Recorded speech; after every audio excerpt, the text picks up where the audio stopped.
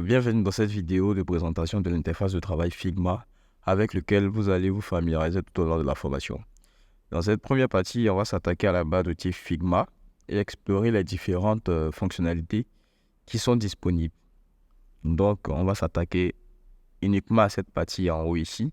On va voir toutes les fonctionnalités, et à quoi elles servent et ainsi de suite. Donc, ici, comme première fonctionnalité, on a le menu. Donc, ici, c'est le menu Figma, c'est le menu principal. Le menu contient la fonction de recherche que vous avez là et diverses d'autres fonctions que vous avez aussi là. On va les explorer un à un. Dans la partie recherche, vous pouvez en fait rechercher par nom ou naviguer par section générale. Par exemple, vous pouvez chercher une vue ou bien chercher le nom d'un élément en particulier. S'il existe un raccourci clavier, pour la fonction que vous essayez d'exécuter, Figma l'indiquera à côté du paramètre. Donc, vous allez remarquer toujours, pour les éléments où il y a des raccourcis, vous allez toujours remarquer en fait les symboles des raccourcis tout à droite. Si vous avez installé Figma sur votre PC, si c'est un Windows, les raccourcis seront en fonction du Windows. Moi, dans mon cas, j'utilise un MacBook. Donc, ici, comme premier élément du menu, on a tout ce qui concerne les fichiers. Donc, ici, vous pouvez créer un nouveau fichier. Vous pouvez créer un nouveau fichier FigJam. FigJam, on verra FigJam dans les prochaines vidéos. Vous pouvez placer une image dans votre Canva. Donc, Place Image, c'est ajouter une image depuis votre explorateur de fichiers. Vous pouvez enregistrer un fichier en local et ainsi de suite. Je pense que je mettrai en place, en fait, un e-book qui va permettre de vous montrer à quoi servent ces différents éléments-là. De façon visuelle, vous pourrez savoir à quoi ça sert, ou bien où vous aurez des tutos spécifiques pour ça. Mais ce que je vous recommande de faire, c'est de tester, c'est d'aller sur votre Figma et puis de tester chaque élément. Ensuite, vous avez le menu Edit, qui vous permet en fait d'effectuer des actions comme le fait de se retourner en arrière. Undo, c'est lorsque vous faites quelque chose que vous ne voulez pas, vous revenez en arrière. C'est plus le CTRL Z. Vous pouvez copier en fait des éléments et ainsi de suite. Donc, je vous recommande une fois encore d'aller sur votre Figma et puis de tester chaque élément un à un. Vous allez voir qu'il y a des éléments qui sont grisés. Il y a des éléments qui vont apparaître en fonction de votre sélection sur le plan de travail. Ensuite, on a la partie affichage et ainsi de suite. Vous allez remarquer que l'interface de Figma, il est en anglais. Donc, pour ceux qui ont du mal avec l'anglais, ne vous inquiétez pas. Ce sont juste des mots auxquels vous allez vous habituer. La preuve, aujourd'hui, la plupart des designers francophones utilisent Figma dans cette version. Vous allez vous habituer, donc n'ayez crainte. Donc, ici ensuite, on a les objets. Donc, ici, vous allez voir qu'il y a beaucoup d'éléments qui sont utilisés parce que pour pouvoir utiliser ces différents éléments-là, il faut que on puisse sélectionner un élément dans le plan de travail. Donc, si je sélectionne un élément, que je regarde dans le menu, vous allez voir que dans Objet, j'ai plus d'éléments qui s'affichent, qui sont moins grisés. Ensuite, on a le menu texte. Le menu texte aussi, lorsque vous choisissez, vous sélectionnez l'élément texte dans votre plan de travail, vous allez voir que les éléments seront disponibles pour être manipulés. Vous pourrez mettre un texte en bold, en italique et ainsi de suite. Ensuite, vous avez le menu arrangement. Vous avez le menu vecteur pour tout ce qui concerne les éléments vectoriels. Donc, si vous avez des vecteurs dans votre plan de travail, vous pourrez les utiliser ici. Ensuite, vous avez plugin. Donc, dans la partie plugin, en fait, vous pouvez afficher, gérer, puis exécuter tous les plugins que vous avez installés. Par exemple, dans notre cas ici, on a installé un plugin qui s'appelle Icons Background Remover. On a d'autres plugins qui sont ici. Donc, vous pouvez installer de nouveaux plugins, manager les plugins et ainsi de suite en venant juste dans Manage Plugins. Ensuite, vous avez les widgets que vous pouvez utiliser aussi dans votre travail. Vous avez les préférences. Donc, les préférences, en fait, c'est des fonctionnalités que vous aimez ou bien que vous n'aimeriez pas avoir, en fait. Voilà. Donc, je vous recommande de tester de désactiver, d'activer, de tester, de mettre la main à la pâte. C'est la même manière d'apprendre à savoir qu'est-ce qui fait quoi et ainsi de suite. Voilà. Donc, ça, c'est au niveau du menu et on a la partie Help and Account où vous pouvez, par exemple, voir tous les raccourcis qui sont disponibles. Par exemple, vous pouvez voir tous les raccourcis au niveau de Tools, c'est-à-dire si vous voulez faire une action en particulier comme le curseur et ainsi de suite dans le livre. Et tout de suite, on va venir en détail à ce niveau-là. Ensuite, le deuxième élément du menu que vous avez, c'est l'élément outils. Donc, ici, vous avez les outils qui sont là. Donc, sur Figma, l'interface est très simple. Vous allez remarquer que par rapport à d'autres plateformes comme Photoshop, Illustrator, où dès que vous arrivez, on vous montre assez d'outils. Sur Figma, on vous présente que les outils dont vous avez besoin pour travailler. Donc, ici, le premier élément, c'est l'outil de déplacement et de mise à l'échelle. Donc, vous allez voir que quand vous venez sur un outil, vous allez voir une petite flèche là. Quand vous cliquez sur une petite flèche, vous pouvez voir un déroulé qui va afficher tous les outils qui sont dedans. Donc, on a l'outil de déplacement et puis on a l'outil de mise à l'échelle. Mise à l'échelle, c'est scale. C'est pour agrandir la taille de quelque chose. Donc, le premier élément move, en fait, ça nous permet, vous voyez le curseur. Le curseur est une flèche. Ça nous permet de déplacer un élément. Voilà. Lorsqu'il est sélectionné, ça nous permet de déplacer l'élément. Et c'est l'élément qui est sélectionné par défaut dans Figma. Voilà. Donc, vous allez voir que quand un élément est sélectionné, ça se marque en bleu ici. Voilà. Et donc, l'outil déplacer vous permet de sélectionner, d'organiser les fichiers. Voilà, vous allez voir que le calque est là. Vous pouvez organiser les fichiers comme vous souhaitez. Voilà. Et le deuxième outil, c'est l'outil échelle. Le raccourci clavier, c'est K. Donc, l'outil échelle vous permet en fait de mettre à l'échelle un élément, c'est-à-dire de l'agrandir, de le rétrécir et ainsi de suite. Donc, ça, c'est ce que l'outil permet de faire. Et si vous voulez revenir sur l'outil de déplacement, vous n'avez qu'à faire V et automatiquement, vous allez voir qu'on est revenu en arrière. Ensuite, les prochains outils qu'on a, on a les outils Frame.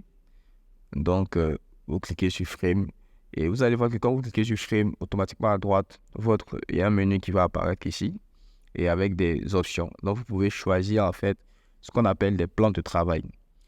Donc, ici, vous pouvez travailler sur un plan de travail de iPhone, de desktop. Si vous voulez faire, par exemple, un projet web design, vous voulez construire pour le web, vous pouvez venir choisir desktop et ainsi de suite.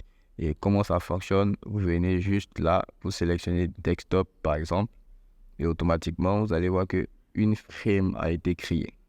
Voilà. Pour pouvoir faire la différence, je vais mettre le fond en gris. Voilà, que vous puissiez bien voir la différence. Donc là, on vient de créer une frame. Voilà.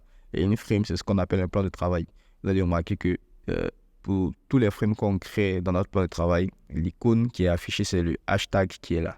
Donc, c'est un petit hashtag ou bien un petit dièse, si vous voulez, qui apparaît. Et sans ce plan de travail, on peut faire tout ce qu'on veut dedans. Et donc, l'outil qui nous permet de le faire, c'est l'outil Frame.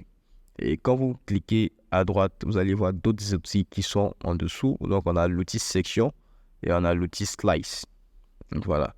Dans l'outil Section, en fait, c'est une frame plus grande qui nous permet de travailler sur un plus grand plan de travail. Si je clique sur Section, voilà, je peux créer une section. Voilà, la section elle est plus grande. Et dans une section, je peux avoir plusieurs plans de travail. Donc, je peux décider, par exemple, de créer des frames de iPhone, par exemple, 14, et puis avoir mon plan de travail. Donc, je peux dire, bon, dans le cadre où je développe une application mobile, je peux dire, ici, c'est le premier plan. Ici, on aura le menu d'accueil, par exemple. Ici, on aura un autre élément, et ainsi de suite. Et vu que c'est la même section, je décide de regrouper tout ça dans ce qu'on appelle slice. C'est une section. Donc, c'est ça, section, slice, section. Maintenant, slice, ça c'est un autre élément. On va en parler bientôt. Donc, ici, on a section. Ici, on a frame. Et dans les frames, on peut créer des éléments et on peut créer des formes. Donc, pour créer des formes, c'est l'outil qui est là. Donc, ce que vous voyez à l'écran, l'outil rectangle. Donc, ça, c'est la première possibilité de forme que vous pouvez créer. Donc, vous pouvez créer un rectangle, une ligne, une flèche, un cercle, un triangle, des étoiles. Et puis, vous pouvez placer aussi une image dans votre plan de travail. Donc, là, je je supprime ça. Voilà. Donc, vous pouvez créer des formes comme ça. Donc, vous pouvez créer un carré. Donc, pour créer un carré, vous cliquez sur et vous allez voir que le curseur, il a changé de forme. Il est venu un plus. Et quand vous cliquez sur le plan de travail, vous cliquez et puis vous glissez. Automatiquement, vous pouvez créer un carré. Si vous voulez créer une ligne, vous venez dessus et vous glissez comme ça. Vous avez créé une ligne. Voilà. C'est comme ça. La ligne, vous ne pouvez pas la voir. Mais voilà. Vous venez de créer une ligne. Après, vous pouvez créer une flèche. Donc, ainsi de suite. Vous venez de créer une flèche. Là, il suffit juste que je mette en blanc. Voilà. Donc là, vous avez créé une flèche. Vous pouvez créer un cercle comme ce que vous avez là. Vous pouvez créer tout ce que vous voulez. Et les raccourcis clavier sont tout à côté. Donc, pour créer rapidement une flèche ou bien une ellipse ou bien un rectangle, vous avez les raccourcis clavier qui sont juste à côté. Qui vont vous permettre de créer ça rapidement. Ensuite, vous avez l'outil placer une image. Donc, ici, vous venez cliquer Place Image. Donc, quand vous sélectionnez cet outil-là, vous pouvez placer une image dans votre plan de travail. Donc là, je prends une image comme ça. Et automatiquement, je peux venir mettre ça là. OK. Donc, ça me permet d'ajouter une image directement dans mon plan de travail. Donc, ensuite, on va passer aux autres outils. Le prochain, c'est l'outil plume. Donc, dans l'outil plume et crayon, vous allez voir que ici on a l'outil pen. Pen, c'est plume et pencil, c'est crayon. Voilà. Donc, l'outil stylo ou bien l'outil plume vous permet de créer des formes et des icônes personnalisées. Vous pouvez créer... en fait, ça fonctionne comme sur les vecteurs. Donc, vous venez, vous sélectionnez l'outil plume. Vous pouvez marquer un point ici, marquer un point ici, marquer un point ici, marquer un point ici, marquer un point ici. Vous avez ce qu'on appelle un vecteur. Donc, vous voyez que dans le plan de travail, c'est marqué vecteur. Donc, ça permet en fait aux gens de pouvoir designer, créer toutes les formes qu'ils souhaitent. Donc, dessiner et tout ça. Et l'outil crayon vous permet d'ajouter en fait vous-même un petit plus, quoi. Donc, l'outil crayon, par exemple, si je fais un truc comme ça, vous voyez que je peux dessiner et automatiquement, Figma va peaufiner les courbes que je crée. Vous voyez un peu. Donc, je peux dire, je dessine un truc comme ça. Voilà, comme ça. Et puis, je fais un truc comme ça. Et automatiquement, Figma va essayer de mettre le truc un peu plus en forme. Mais voilà. Mais ça fait plus dessin main levée. Et c'est assez intéressant. Dans certains designs, vous aurez à utiliser cette manière de créer là. Et pour pouvoir faire des lignes directes, des lignes parfaites, vous maintenez Shift et vous tracez. Donc, vous cliquez Shift et vous tracez. Donc, vous avez des lignes parfaites. Voilà. Et une fois que vous avez ces différents éléments-là, vous pouvez cliquer V, par exemple, pour revenir à l'outil de sélection. Et puis, vous pouvez cliquer dessus et vous tapez Entrée pour pouvoir modifier la forme vectorielle. Donc, vous pouvez modifier la forme vectorielle. Et concernant les vecteurs, nous allons voir plus de détails à ce niveau dans les prochaines vidéos. Voilà. Donc, on est bon pour les outils plume et ainsi de suite. Si on est bon, on clique Done. Vous allez remarquer là, attention, vous allez remarquer que quand j'ai cliqué Entrée, automatiquement le menu ici, il a changé. Donc, j'ai toujours le pen, pencil. Ici, j'ai ce qu'on appelle un élément qui me permet de pouvoir gérer la forme de mes vecteurs avec plus de facilité. Voilà. On appelle ça, je ne sais pas trop le nom, hein, mais ça vous permet de modifier les vecteurs de façon vraiment très intéressante, quoi. Vous voyez un peu. Voilà. Donc, je pense que au fur et à mesure que vous allez avancer, vous allez apprendre à utiliser ces différents outils-là. Il y a d'autres que vous allez utiliser plus que d'autres. Ensuite, on a l'outil texte qui est là. L'outil texte, en fait, vous permet d'ajouter du texte dans votre plan de travail. C'est l'un des éléments les plus importants même de la conception d'une interface, c'est de pouvoir ajouter du texte. Donc, de pouvoir écrire quelque chose comme Voilà. Vous pouvez ajouter du texte et puis après faire vos manipulations de texte. Voilà. Vous pouvez faire vos manipulations de texte. Voilà. Donc, vous pouvez écrire du texte, changer la typographie et ainsi de suite, les différents éléments. Et l'outil test, en fait, dans la barre d'outils, il est ici, c'est marqué T. Donc, le raccourci clavier, c'est T. Donc, si vous cliquez T sur votre clavier, automatiquement, vous avez l'outil texte. Et vous pouvez commencer à écrire tout ce que vous voulez pour votre design. Ensuite, nous avons l'outil main qui est là. L'outil main, en fait, c'est l'outil qui vous permet de déplacer, en fait, votre plan de travail. C'est-à-dire, vous pouvez déplacer votre plan de travail pour aller de la gauche vers la droite. Donc, voilà. Donc, c'est un outil qui permet, par exemple, pour ceux qui sont sur souris, bien pour ceux qui ont un trackpad, de pouvoir facilement se déplacer sur le plan de travail sans problème. Et après, on a l'outil commentaire. Donc, l'outil commentaire, en fait, c'est lorsque vous partagez votre design à quelqu'un, bien lorsque quelqu'un vous partage son design, vous utilisez cet outil-là pour pouvoir laisser des commentaires. Par exemple, ici, vous laissez un commentaire, le texte n'est pas correct. Voilà. Le texte n'est pas correct. Un truc de ce genre. Et puis, la personne, quand elle viendra sur le design, elle pourra voir, en fait, que vous avez laissé comme commentaire, en fait. On a vu que là, Godwin Sola a laissé un commentaire. Maintenant, le texte n'est pas correct. Et donc, n'importe qui, lorsque vous partagez un design pour la première fois, n'importe qui peut pouvoir accéder à ce niveau-là. Donc, ça, c'est au niveau des différents outils que vous avez là. Ça, c'est les différents outils que vous avez dans Figma. Vous allez voir qu'il n'y a pas assez d'outils, c'est ça qui est bien.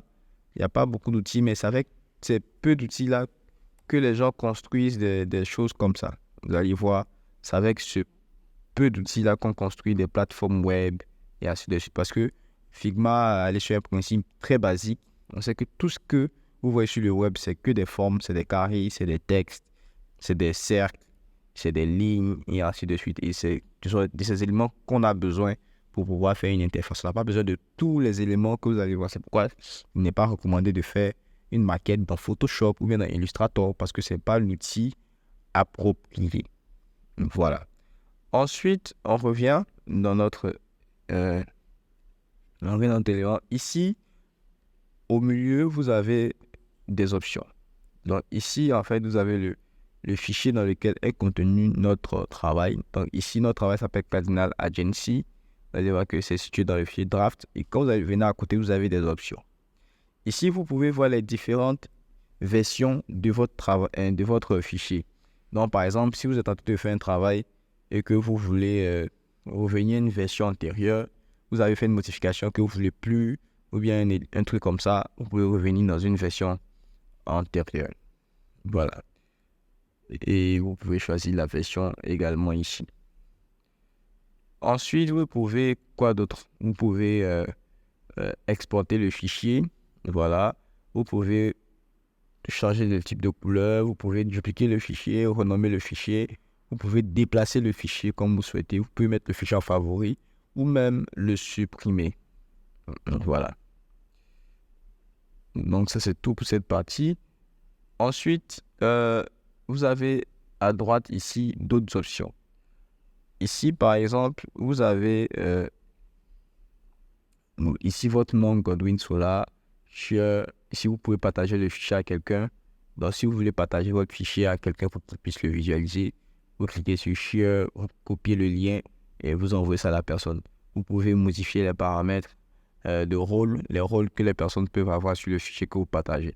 Très souvent, pour la version gratuite de Figma, vous pouvez ajouter les gens, vous pouvez partager et puis le fichier ne peut qu'être visualisé, mais pas édité par d'autres personnes. Sinon, ça va engendrer des coûts supplémentaires. Ensuite, vous pouvez passer en mode dev. Voilà.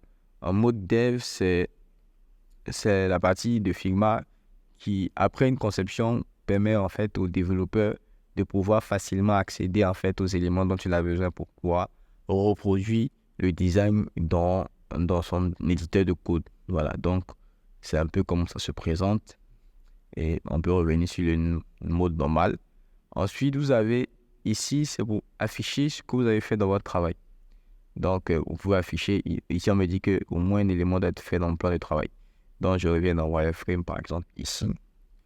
Et vous pouvez visualiser ce que vous avez fait. Donc, vous pouvez présenter dans une nouvelle page carrément, ou bien faire un preview, et vous allez voir une mini-page qui va apparaître dans votre plan de travail, qui va vous permettre de visualiser comme si c'était sur le web. Parce que là, on est en train de travailler sur une maquette de site web, mais ça vous permet de présenter comme si le web, ce que vous allez voir.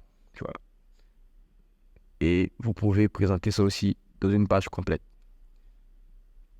Donc, vous voyez un peu, voilà. Voici comment ça peut se présenter sur le site web. Je peux agrandir. Voilà, vous pouvez agrandir. Donc, ça vous permet en fait de suivre en temps réel ce que vous faites comme modification ici. Donc, de pouvoir visualiser à quoi ça va ressembler, ainsi de suite. Et autre chose, vous pouvez zoomer, dézoomer, vous pouvez mettre des règles dans le truc. Les règles, ce sont les éléments que vous voyez ici. Les petits 1500, moins 1250, moins 1000, et ainsi de suite. Ce sont des règles rouleuses. Donc, si vous les enlevez, vous voyez qu'elles ont disparu. Donc, si vous revenez ici, vous mettez rouleuses, elles vont apparaître. Donc, je vous conseille d'explorer, de toucher, d'aller dans l'outil et puis de toucher pour voir ce que ça fait, qu'est-ce que tel bouton fait, qu'est-ce que tel bouton fait, et ainsi de suite. Et j'oubliais, il y a des fonctionnalités qu'on a peut-être sautées. Ici, au niveau de la barre des outils, il y a l'outil ressources.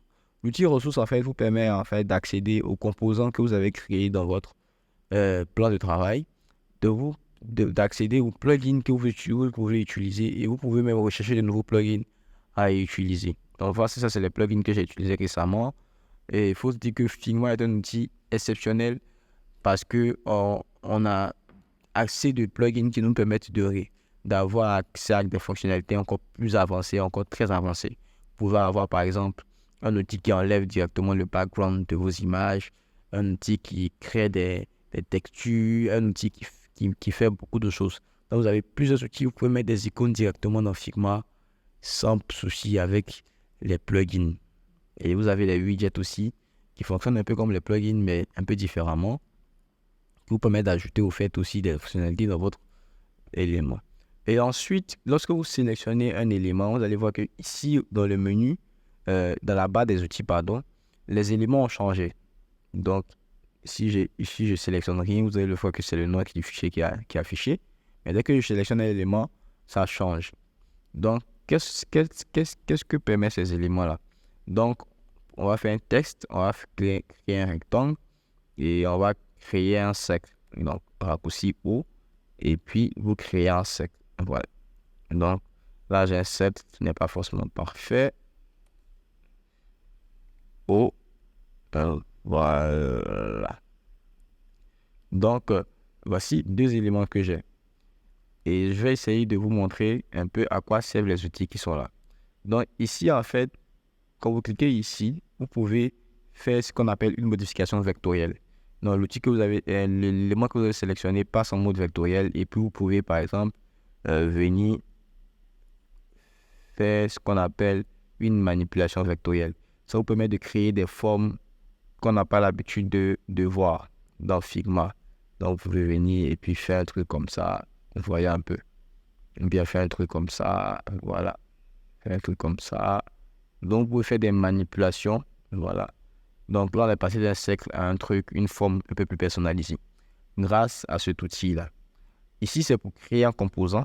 Donc, pour créer un composant, le composant, c'est quoi? Ce sont des éléments réutilisables. Donc, au lieu de créer un bouton, par exemple, quand vous créez un bouton que vous allez utiliser sur l'ensemble de votre site, au lieu de créer le même bouton à chaque fois, vous allez créer un composant bouton.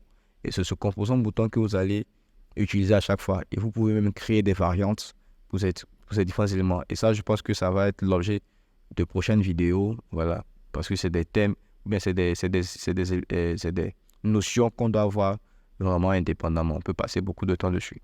Et aussi, on a l'outil Max. L'outil Max, en fait, vous permet en fait d'inclure un élément dans un autre élément. Par exemple, là, je vais mettre ça je vais choisir une couleur, le rouge. Et par exemple, je vais superposer les éléments qui sont là. Voilà. Et puis, je vais appliquer ce qu'on appelle un masque. Là, excusez. Je prends l'élément et puis j'applique ce qu'on appelle un masque. Et là, vous allez voir que ce qui va se passer, c'est que ici, j'ai mon rectangle et j'ai mon ellipse dans les éléments. Et le rectangle, en fait, fonctionne. Vous voyez un peu. Le rectangle qui est là, il est dans l'ellipse. Vous voyez un peu. Je ne sais pas si vous comprenez un peu ce que ça peut faire, mais après, vous allez voir, au fur et à mesure qu'on va évoluer, vous allez voir comment ça fonctionne, comment on peut utiliser l'outil Max pour créer en fait des effets assez intéressants dans Figma. Donc, si je fais un CTRL-Z, CTRL, voilà. Ici, ou bien pour que l'effet soit plus visible, je vais faire passer le rectangle en haut. Voilà. Et puis, je vais appliquer, par exemple, masque. Vous voyez que le fond rectangle qui est rouge là est maintenant dans ma forme personnalisée que j'ai fait. Et ce que je peux faire, c'est déplacer le rectangle comme je souhaite.